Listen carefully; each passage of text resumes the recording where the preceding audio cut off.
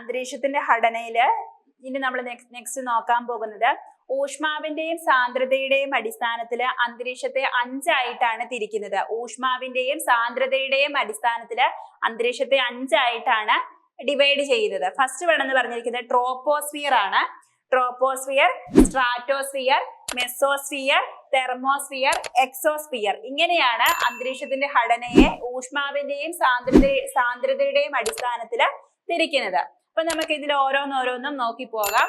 First one എന്ന് പറഞ്ഞിരിക്കുന്നത് troposphere ആണ്. ട്രോപ്പോസ്ഫിയർ എന്ന് പറഞ്ഞിരിക്കുന്നത് അതായത് ഭൗമോപരിതലത്തിൽ നിന്ന് ഏകദേശം 13 കിലോമീറ്റർ ഉയരത്തിലാണ് ട്രോപ്പോസ്ഫിയർ കാണപ്പെടുന്നത്. അതായത് ഭൂമിയോട് ഏറ്റവും ചേർന്ന് കിടക്കുന്ന പാളി, അന്തരീക്ഷ പാളി എന്ന് ചോദിച്ചിട്ടുണ്ടെങ്കിൽ അത് ട്രോപ്പോസ്ഫിയർ ആണ്. അതായത് ഭൗമോപരിതലത്തിൽ നിന്ന് ഏകദേശം 13 കിലോമീറ്റർ ഉയരത്തിലാണ് എന്ത് കാണപ്പെടുന്നത്? ട്രോപ്പോസ്ഫിയർ കാണപ്പെടുന്നത്.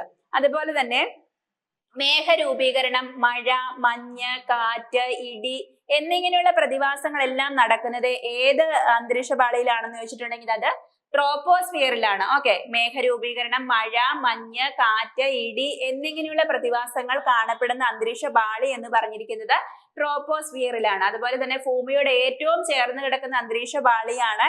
ഏകദേശം 13 കിലോമീറ്റർ ഉയരത്തിലാണ് എന്ത് കാണപ്പെടുന്നത്? ട്രോപ്പോസ്ഫിയർ കാണപ്പെടുന്നത്. അതുപോലെ തന്നെ ഓരോ 165 മീറ്റർ ഉയരത്തിലും 1 ഡിഗ്രി സെൽഷ്യസ് എന്ന തോതില് താപനില കുറഞ്ഞു വരികയാണ് ട്രോപ്പോസ്ഫിയറിൽ. ഓരോ 165 മീറ്റർ ഉയരത്തിലും 1 ഡിഗ്രി സെൽഷ്യസ് എന്ന തോതില് താപനില കുറഞ്ഞാണ് ട്രോപ്പോസ്ഫിയറിൽ താപനില കുറഞ്ഞാണ് വരുന്നത്. അതുകൊണ്ട് തന്നെ ഇവിടെ ഈ ഒരു ട്രോപ്പോസ്ഫിയറിനെ ക്രമമായ താപനഷ്ട നിരക്ക് എന്നുകൂടി അറിയപ്പെടുന്നുണ്ട്. അതായത് ട്രോപ്പോസ്ഫിയറിനെ ക്രമമായ താപനഷ്ട നിരക്ക് എന്നുകൂടി വിളിക്കുന്നുണ്ട്.